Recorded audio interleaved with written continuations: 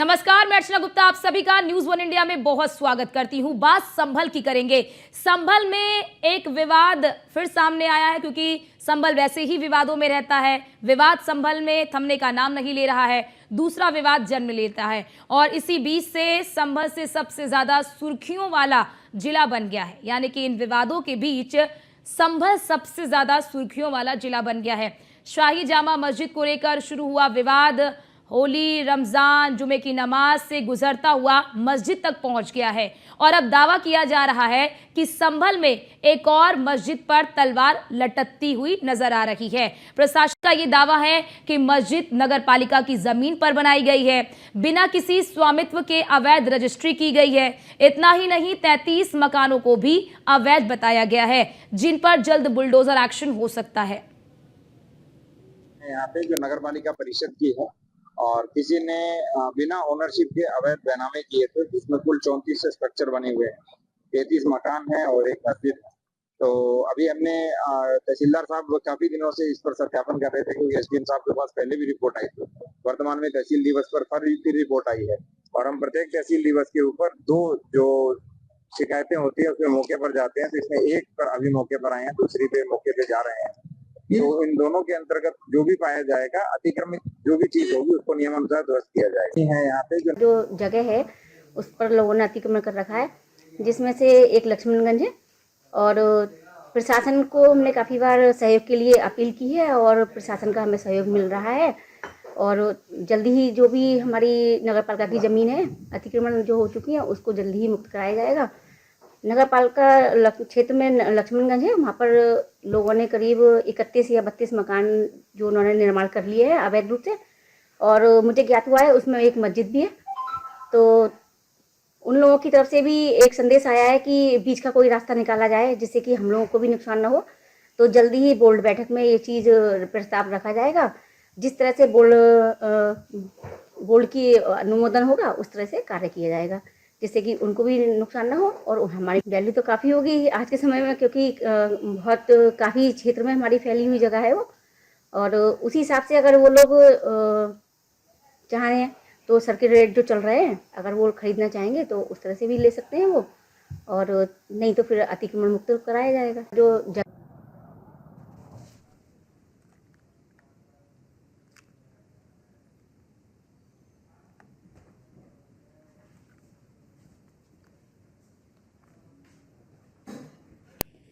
और हमारे साथ हमारे 2 संवाददाता इस वक्त जुड़ चुके हैं। हमारे साथ न्यूज रूम से हमारे संवाददाता जुड़ चुके हैं, मोहसिन खान और मुजम्मिल दानिश हमारे साथ संभल से जुड़ चुके हैं। लेकिन सबसे पहले मोहसिन आपके पास आना चाहूंगी। अब नया मस्जिद विवाद सामने आ रहा है, पहले जरा बताइए कि नया मस्जिद विवाद दरअसल है क्या? देखिए अर्चना, मैं आपको बता दूं कि ये विवाद कोई नया नहीं है बल्कि काफ़ी पुराना है। दरअसल संभल से तकरीबन 40 किलोमीटर पड़ता है चंदौसी, और चंदौसी में इलाका पड़ता है लक्ष्मणगंज, जो मुस्लिम बाहुल्य इलाका माना जाता है। और यहाँ पर जो है कई साल पहले भी इस तरह की शिकायत मिली थी और उसके बाद में पैमाइश कराई गई थी और पैमाइश कराने के बाद में जो है इसके ध्वस्तीकरण के आदेश हो चुके थे। दरअसल यहाँ पर इस जो 6.5 बीघा की ज़मीन है और 6.5 बीघा की ज़मीन पर जो अवैध रूप से अतिक्रमण किया गया है, जिसमें एक मस्जिद है और उसके अलावा 33 मकान है, इन सभी को नोटिस भेजा गया है और उसके बाद में इन्हें ध्वस्तीकरण के आदेश कर दिए गए थे। लेकिन इसी बीच क्या होता है कि जो चेयरमैन अभी हम लता वार्ष्णेय को सुन रहे थे, वो चेयरमैन लता वार्ष्णेय जो है दरअसल चेयरमैन का जो चुनाव जीती थी वो पहले भारतीय जनता पार्टी से बागी होकर चुनाव लड़ी थी, निर्दलीय चुनाव लड़ी थी। हालांकि चुनाव जीतने के बाद वो भाजपा में शामिल हो गई थी, लेकिन इस बीच में इन्होंने समझौता कराने की काफ़ी कोशिश की और उसके बाद में यहाँ तक की खबरें निकल कर आई कि लता वार्ष्णेय ये चाहती थी और उनकी ये मंशा थी कि जो ये अवैध अतिक्रमण हुआ है इसे किसी तरह से इसका जो है कंपाउंडिंग करा दी जाए। कंपाउंडिंग दरअसल क्या होता है कि जब कहीं भी अतिक्रमण होता है तो उसमें अगर चाहे तो जो वहाँ का नगर पालिका परिषद है या कोई भी प्राधिकरण होता है तो उस जगह की कंपाउंडिंग हो सकती है, लेकिन उस कंपाउंडिंग की कई नियम और शर्तें होती हैं और उस कंपाउंडिंग में आपको ये करना होता है कि जितनी भी ज़मीन है उस ज़मीन के हिसाब से जो सर्किल रेट होते हैं उस सर्किल रेट के हिसाब से वो सब कीमत तय होती है। लेकिन चूंकि अब मामला काफ़ी बढ़ता चला गया, लेकिन इस ध्वस्तीकरण के आदेश के बाद भी वहाँ पर बुलडोजर नहीं चला। अब चूंकि ये लगातार ये मामला फिर सुर्खियों में आया और उसके बाद शिकायत जो है डीएम के यहाँ की गई, तो डीएम राजेंद्र पेसिया ने साफ तौर पर यह आदेश किए हैं कि जो ये अवैध अतिक्रमण किया गया 6.5 बीघा में जो मस्जिद है और उसके अलावा जो 33 मकान है उन पर बुलडोजर चलेगा, यानी कि ये अवैध अतिक्रमण से इसको ज़मीन को मुक्त कराया जाएगा, क्योंकि दावा है कि ये सरकारी ज़मीन है। अभी मैं लता वार्ष्णेय को सुन रहा था जो चेयरमैन है, उन्होंने कहा कि अगर कोई ज़मीन को खरीदना चाहेगा तो वो ज़मीन को खरीद भी सकता है, उस सर्किल रेट के हिसाब से वो ज़मीन का पेमेंट कर सकता है। लेकिन सवाल यहाँ पर ये उठता है कि अगर खसरा खतौनी में ये जो ज़मीन है वो सरकारी खसरा खतौनी में दर्ज है तो फिर उस ज़मीन को कैसे बेचा जा सकता है, इसकी क्या नियम शर्तें होंगी, ये अभी समझ से परे है। लेकिन फिलहाल आदेश ये है कि इस पर बुलडोजर चलेगा, इससे अवैध अतिक्रमण से मुक्त कराया जाएगा। देखिए अर्चना, ठीक है, बिल्कुल मोहसिन आपके पास लौटती हूँ। मुजम्मिल आपके पास आना चाहूंगी। मोहसिन को आपने सुना, मोहसिन साफ तौर पर ये कह रहे हैं कि कोई नया विवाद नहीं है, ये बल्कि पुराना विवाद है। तो सुर्खियों में आने की वजह क्या है? मोहसिन ने साफ तौर पर बताया कि इसको लेकर शिकायत की गई है, तो ये सुर्खियों में आने की वजह क्या है? मुजम्मिल, जिस तरह के सदस्य यहाँ पर शिकायत की गई थी, शिकायत के बाद इसका पूरा अंदर जांच पड़ताल की जी ठीक है। मुजम्मिल, आवाज आ रही है आपको? ठीक है मुजम्मिल, आपके पास लौटते हैं। मोहसिन आपके पास आना चाहूंगी। मोहसिन, जैसा कि आपने बताया कि कोई नया विवाद नहीं है बल्कि ये पुराना विवाद है, तो जरा ये बताइए कि इसको लेकर कब नोटिस दिया गया था? क्योंकि ध्वस्तीकरण की कार्रवाई है तो ऐसे होगी नहीं, उससे पहले आपको नोटिस देना होगा, तो नोटिस कब दिया गया था और ध्वस्तीकरण की कार्रवाई को लेकर कैसे प्रशासन आगे बढ़ेगा? देखिए अर्चना, मैं आपको बता दूं कि जो ध्वस्तीकरण का आदेश हुए थे और उसको लेकर जो नोटिस था वो तकरीबन 1 से 1.5 साल पहले भी दिया गया था, और उसमें साफ आदेश हुए थे कि ये जो अवैध अतिक्रमण है और जो विवादित ज़मीन है तकरीबन 6.5 बीघा जो ज़मीन है, उस ज़मीन पर जो भी अतिक्रमण किया गया उसे वहाँ से हटाया जाएगा। लेकिन उस आदेश पर कोई अमल नहीं हुआ। चूँकि मामला अब फिर से संज्ञान में आया तो DM राजेंद्र पैसे ने इस पर सख्ती दिखाई और तहसीलदार को साफ तौर पर आदेश कर दिए कि वो ज़मीन की पैमाइश कराए, और पैमाइश कराने के बाद में जो है ध्वस्तीकरण के लिए एक फिर से दोबारा से एक नोटिस जारी होगा और वो नोटिस जो है सभी लोगों को तामील कराया जाएगा। लेकिन सवाल तो ये भी पूछे जाएंगे ना कि अगर 1 साल पहले नोटिस दे दिया गया था तो प्रशासन अब क्यों जाग रहा है? बिल्कुल जाहिर तौर पर सवाल पूछे जाएंगे अर्चना। देखिए मैंने कहा ना कि कहीं ना कहीं हिला हवाली जो थी वो नगर पालिका प्रशासन की ओर से थी, नगर पालिका परिषद की ओर से थी, क्योंकि जिस तरह से बीच में जब चुनाव आए थे पंचायत चुनाव के, तो उस वक्त में जो लता वार्ष्णेय थी, उस वक्त में जो कहानी चल रही थी वो केवल रस्सा कशी ये चल रही थी कि कौन सबसे ऊपर है और कौन सबसे नीचे है। चूँकि लता वार्ष्णेय ने भारतीय जनता पार्टी के प्रत्याशी को हराया था, बाद में वो भाजपा में शामिल हो गई, तो इस बीच में मामला कहीं ना कहीं तितर बितर होता चला गया।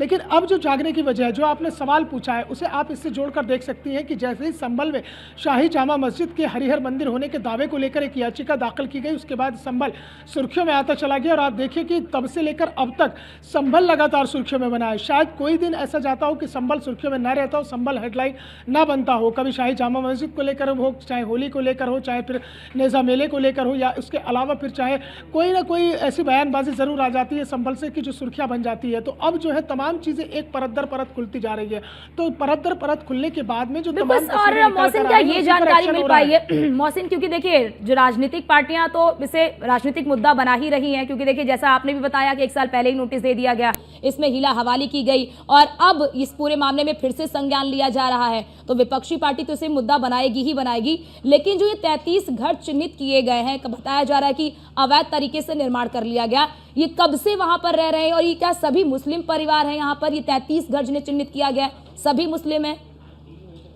देखिए बिल्कुल, ये जो लक्ष्मणगंज इलाका है चंदोसी का पूरा मुस्लिम बाहुल्य इलाका है। 33 जो मकान चिन्हित किए गए हैं सभी मुस्लिम परिवार हैं और एक मस्जिद भी इसमें चिन्हित की गई है। दरअसल होता क्या था अर्चना, 2017 से पहले पूर्व की जो सरकारें थी, चाहे समाजवादी पार्टी की सरकार रही हो, चाहे बहुजन समाज पार्टी की सरकार रही हो, खासतौर से समाजवादी पार्टी की सरकार में इस तरह के आरोप तमाम लगते रहे। और 2017 में जैसे योगी आदित्यनाथ की सरकार आती है, उसके बाद एक जो तमाम चीज़ें चिन्हित होती हैं और तमाम तस्वीर निकल कर सामने आती हैं, उसमें ये सबसे बड़ी बात आती है कि समाजवादी पार्टी की सरकार में सबसे ज्यादा अवैध कब्जे हुए। चूंकि संभल एक ऐसा इलाका था जहां पर 2 राजनीतिक परिवारों का बड़ा खासा दबदबा था, एक बर्क खानदान और दूसरा इकबाल महमूद का खानदान, यानी कि जो एक विधायक है एक सांसद, यानी कि 2 ऐसे परिवार संभल में थे जिनके वहां पर दबदबा चलता था, एक राजनीतिक रसूख था और इस तरह के आरोप उन पर लगते थे कि वो जमीनों पर कब्जे कराते हैं। दरअसल हमने जब वहां पर संभल में ग्राउंड रिपोर्टिंग की थी, उस वक्त जब शाही जामा मस्जिद के हरिहर होने का दावा किया था अर्चना, तो मैंने खुद जो है संभल में अलग अलग जगहों पर कई जगह ग्राउंड रिपोर्टिंग रिपोर्टिंग की थी, जहां इस तरह की तस्वीरें निकलकर सामने आई थी कि जहां पर 64 तीर्थ और 19 कूप थे, वहां पर अवैध रूप से कब्जा कर लिया गया। एक कूप था वहां पर जो तकरीबन 25 बीघा से ज़्यादा एरिया में फैला हुआ था, उस पर पूरी तरह से कब्जा कर लिया गया। वहां उस न्यूज़ वन इंडिया ने उस कूप को खूब खोज निकाला था और उस समय बिल्कुल। और मोहसिन, ये जो मस्जिद है, जिस मस्जिद को बताया जा रहा है कि ये मस्जिद अवैध तरीके से वहां पर बनी थी, तो जो मस्जिद के इमाम है, जो मस्जिद के अंदर रहते हैं, उनकी कोई प्रतिक्रिया आई है इस मस्जिद को लेकर? क्या उनकी तरफ से कोई बयान सामने आए? वो क्या कह रहे हैं इस पूरे मामले को लेकर, इस पूरे विवाद को लेकर? क्योंकि कई बार दावे कर दिए जाते हैं कि मस्जिद तो आज की नहीं बनी है, बहुत पहले की है, बहुत सालों पुरानी है, दावे कर दिए जाते हैं। देखिए, यकीनी तौर पर कहीं ना कहीं जो है मस्जिद कमेटी है, इंतज़ामिया कमेटी है, उसकी तरफ से कोई ना कोई बयान ज़रूर आएगा, लेकिन अभी फ़िलहाल फौरी तौर पर इस तरह का कोई बयान नहीं आया। लेकिन इसमें हो सकता है कि ये भी दावा किया जाएगा कि जो मस्जिद है वो काफ़ी पुरानी है। लेकिन बड़ी बात यह है कि जो मस्जिद है या वो जो 33 मकान है जो 6.5 बीघा विवादित ज़मीन पर बने हुए हैं, वो खसरा खतौनी में दर्ज है या कि नहीं है, ये सबसे बड़ी बात है। क्या वो सरकारी कागजों में दर्ज है कि नहीं है, ये सबसे बड़ी बात है। मोहसिन, क्या उन्हें समय दिया गया क्या? बिल्कुल, जरा ये बताइए मोहसिन, क्योंकि आप बता रहे हैं कि 1 साल पहले ही उन्हें मतलब नोटिस वगैरह जो भी चीजें हैं वो दे दी गई थी, तो क्या उन्हें कोई वक्त दिया गया? कहा जा रहा है कि बुलडोजर की कार्रवाई की जाएगी, तो जिनके ये घर हैं, जो 33 घर चिन्हित किए गए हैं जहां पर लोग रहते हैं, 33 घरों में जो लोग रहते हैं, उन्हें कुछ कहा गया है? उन्हें कुछ कहा गया है कि आप खाली कर दे या कहीं और जाए? क्या उनको कहा गया है प्रशासन की ओर से? देखिए, बिल्कुल अभी फौरी तौर पर जो है तहसील प्रशासन की ओर से इसकी पूरी जांच की जाएगी और पूरी पैमाइश की जाएगी। और निश्चित तौर पर कहीं ना कहीं जो 33 मकान जो चिन्हित किए गए हैं, उसके अलावा जो एक मस्जिद को चिन्हित किया गया है जो 6.5 बीघा विवादित ज़मीन पर बनी हुई है और जिसको लेकर ध्वस्तीकरण के पहले भी आदेश हुए थे, तो उसमें कहीं ना कहीं कुछ ऐसा वक्त तो ज़रूर आएगा, क्योंकि जो यहाँ परिवार रह रहे हैं, जो यहाँ पर मस्जिद है, उसकी इंतज़ामिया जो कमेटी है, वो मुझे लगता है कि कहीं ना कहीं दावा ज़रूर करेगी, वो कहीं ना कोई कुछ कागज़ ज़रूर लेकर आएगी। लेकिन सबसे बड़ी बात यह है, चूँकि जो ज़िला प्रशासन है संभल का, जो DM राजेंद्र पैसिया हैं, उन्होंने जो अभी स्थलीय निरीक्षण किया है और उनकी शुरुआती जांच में सामने आया कि ये सरकारी ज़मीन है। और अभी तक जो अभिलेख देखे गए, उन अभिलेखों में ये निकलकर जानकारी सामने आ रही है कि उन अभिलेखों में सरकारी ज़मीन ही दर्ज है। तो ऐसे में सबसे बड़ी बात ये होगी कि आखिरकार इसके पीछे वो कौन भूमाफिया था जिसने इस अवैध ज़मीन पर इस तरह से प्लॉटिंग की और यहाँ पर मकान बना दिए गए और यहाँ पर जो बेच दिए गए हैं। देखिए, ये भी बात देखनी होगी कि यहाँ जिन लोगों के मकान हैं, मुझे लगता है कि उनकी क्या गलती है। उन्हें तो नहीं पता था कि यह ज़मीन अवैध है या विवादित ज़मीन है। यहाँ अगर कोई इसका सबसे बड़ा कोई सूत्रधार है और इसके पीछे सबसे बड़ी अगर कमी बेशी है, तो उस शख्स की ज़रूर आएगी कि जिसने इस ज़मीन को बेचा है और इस ज़मीन की इस तरह से बेचकर पैसों की बंदरबाट कर दी है। तो जाहिर तौर पर मुझे लगता है कि कहीं ना कहीं कुछ मोहलत ज़रूर दी जाएगी, लेकिन उसके बाद में एक तय समय सीमा होगी जिसमें यह बताया जाएगा कि आप 1 हफ्ते के भीतर या 10 दिन के भीतर या 15 दिन के भीतर अपने अपने मकानों को खाली कर दें और मस्जिद जो है उसको भी खाली कर दें, वरना जो है इतने दिन बाद यहाँ पर बुलडोज़र की कार्रवाई की जाएगी, बुलडोज़र का एक्शन होगा। तो मुझे लगता है कि कहीं ना कहीं एक वक्त की मोहलत ज़रूर दी जाएगी और इस तरह की जो तमाम जानकारियां हैं वो भी निकल कर सामने आएंगी। लेकिन दिलचस्प यही होगा अर्चना कि अभी तो ये चंदौसी का एक मामला निकल कर सामने आया है कि अवैध ज़मीन पर जो है इस तरह से अतिक्रमण कर लिया गया, मकान बना लिए गए। मुझे लगता है कि जैसे जैसे ज़िला प्रशासन और भी अभिलेखों की जाँच करेगा, और भी जगहों की जाँच करेगा, और भी जगहों को देखेगा, तो मुझे लगता है कि संभल में और भी इस तरह की ज़्यादा चीज़ें निकल कर सामने आएंगी, इस तरह के अवैध निर्माण और भी निकल कर सामने आएंगे। क्योंकि हमने देखा था कि जब शाही जामा मस्जिद का मसला चला था, उसके बाद में सपा सांसद ज़ियाउर रहमान बर्क जो खग्गू सराय में रहते हैं और नखासा में उनका घर है, नखासा इलाके में, वहाँ पर जो है ज़िला प्रशासन ने हथौड़ा चलाया था। पहली बार ऐसा हुआ था कि नखासा इलाके में ज़िला प्रशासन का हथौड़ा चला था और जो अवैध निर्माण किया गया था, उस अवैध निर्माण पर जो है ज़िला प्रशासन का हथौड़ा जमकर चला था।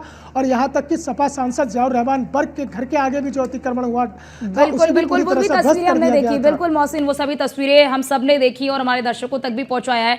हमारे साथ हमारे संवाददाता SK वाजपेयी भी जुड़ चुके हैं। SK, संभल इस वक्त उत्तर प्रदेश की राजनीति का केंद्र बिंदु बन गया है। संभल में कुछ भी होता है तो उसके कई सियासी मायने निकाले जाते हैं। क्या लग रहा है कि जो संभल में एक नया विवाद सामने आया है कि एक जो मस्जिद है उसे अवैध घोषित किया जा रहा है कि अवैध तरीके से इसका निर्माण कर लिया गया है, क्या विपक्षी पार्टियों को एक और मुद्दा मिल गया है संभल से सरकार पर हमलावर होने का? बिल्कुल निश्चित तौर पर, क्योंकि अगर हम देखें तो जिस तरीके से संभल में चीजें निकलकर सामने आई हैं वो निश्चित तौर पर कहीं ना कहीं भारतीय संस्कृति और परंपरा से जुड़ी हुई हैं। तो ऐसे में जो चीजें निकलकर सामने आई हैं निश्चित तौर पर उसको लेकर विपक्ष की तरफ से एक हमला जरूर सरकार पर बोला जा रहा है, लेकिन सीधे तौर पर कहीं ना कहीं जिस तरीके से संभल में खुदाई हुई, चाहे वो वहां पर जो मंदिरों से जुड़े हुए जो निर्माण निकले या उसके अलावा जो कूप निकले, उन सभी के बाद जिस तरीके से लगातार एक के बाद एक चीजें आई, चाहे वो सलार अहमद गाजी के नाम पर लगने वाला मेला रहा हो, जिसको लेकर प्रशासन के मना करने के बाद उस पर राजनीति शुरू हुई। हालांकि ये सारे मुद्दे उठाए जरूर जा रहे हैं, लेकिन एक बात निश्चित तौर पर साफ है कि कहीं ना कहीं इन चीजों से भारतीय जनता पार्टी या सरकार को बहुत ज्यादा नुकसान होता हुआ दिखाई नहीं दे रहा है। उसकी वजह है क्योंकि जिस तरीके से चीजें निकलकर सामने आ रही हैं वो कहीं ना कहीं हिंदू की धार्मिक आस्थाओं और परंपराओं से जुड़ी हुई चीजें हैं, पौराणिक महत्व से जुड़ी हुई चीजें हैं।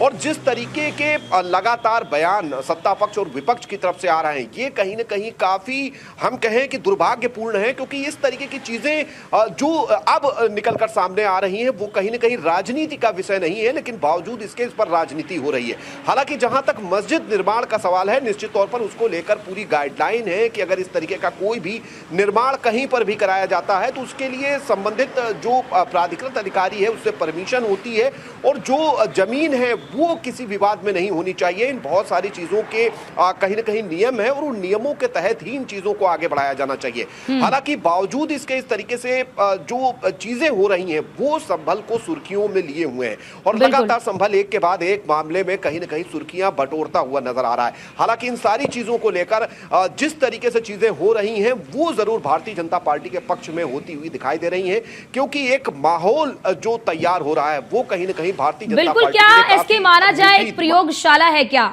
संभल? क्या एक प्रयोगशाला के तौर पर भी संभल का उपयोग हो रहा है क्या? जिस तरह से संभल में आए दिन एक के बाद एक नए विवाद संभल से सामने आ रहे हैं, क्या माना जाए कि राजनीतिक प्रयोगशाला इस वक्त संभल बना हुआ है? बिल्कुल निश्चित तौर पर, क्योंकि अगर हम देखें अयोध्या, मथुरा, काशी के बाद जिस तरीके से पौराणिक और धार्मिक महत्व के स्थल संभल में निकले हैं वो कहीं ना कहीं वहां के प्रति एक आस्था और कहीं ना कहीं लोगों का रुझान जरूर बढ़ा रहा है। और यही एक वजह है कि लगातार विपक्ष इस चीज को समझ रहा है और इन सारी चीजों को लेकर कहीं ना कहीं सरकार पर हमलावर है, क्योंकि जिस तरीके की बयानबाजी लगातार संभल को लेकर हो रही है वो कहीं ना कहीं विपक्ष के लिए काफी हानिकारक है और हम कहेंगे कि खतरनाक है। यही एक वजह है कि विपक्ष लगातार इन चीजों को लेकर सरकार पर हमलावर है। वो चाहता है कि सरकार इन चीजों को उठाने से बचे, लेकिन बावजूद इसके सरकार इन सारी चीजों को लेकर कहीं ना कहीं एक के बाद एक हम इन चीजों के जवाब देती हुई नजर आ रही है और प्रशासन भी पूरी तरीके से इन सारी चीजों को कहीं ना कहीं साफ करता हुआ दिखाई दे रहा है। तो ये बहुत सारे विषय हैं जो विषय कहीं ना कहीं संभल को दूसरे हम कहें कि जिलों से अलग कर रहे हैं और भारतीय जनता पार्टी के पक्ष में बेहतर माहौल बनाते हुए दिखाई दे रहे हैं। बिल्कुल। मोहसिन, आपके पास आना चाहूंगी। मोहसिन, आपने जानकारी दी कि 1 साल पहले ही सारी चीजें सामने आई हैं, नोटिस भी दिया गया, तो क्या 1 साल पहले ये जो मस्जिद है जिसका जिक्र अभी हम सभी कर रहे हैं, क्या 1 साल पहले इस मस्जिद को भी अवैध ठहराया गया था कि ये जो मस्जिद है जहां पर बनी है ये अवैध निर्माण है? क्या 1 साल बीत जाने के बावजूद भी मस्जिद कमेटी की ओर से कुछ नहीं बयान आया है, उनकी तरफ से कुछ अपना पक्ष नहीं रखा गया है?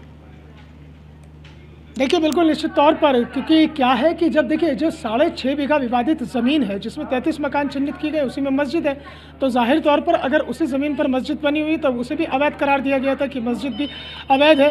अब उसके बाद जो है मस्जिद की इंतज़ामिया कमेटी की ओर से क्या प्रयास किए गए क्या नहीं किए गए, ये इंतज़ामिया कमेटी के सदस्य जब सामने आएंगे और अपने बयानों को सार्वजनिक करेंगे उसके बाद तस्वीर साफ होगी। लेकिन इतना ज़रूर है कि अगर वो मकान जो यहाँ पर हैं और उसी जगह मस्जिद है तो निश्चित तौर पर यह भी अवैध है।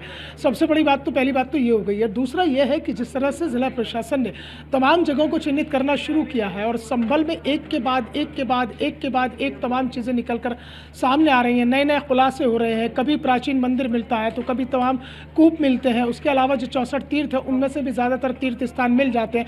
तो ऐसे में ये तो आप तय मानकर चलिए कि पूर्व की सरकारों में जो है इन स्थानों पर अवैध रूप से कब्जा किया गया, इन जगहों को अवैध रूप से कब्जा किया गया और कब्जाने की कोशिश की गई।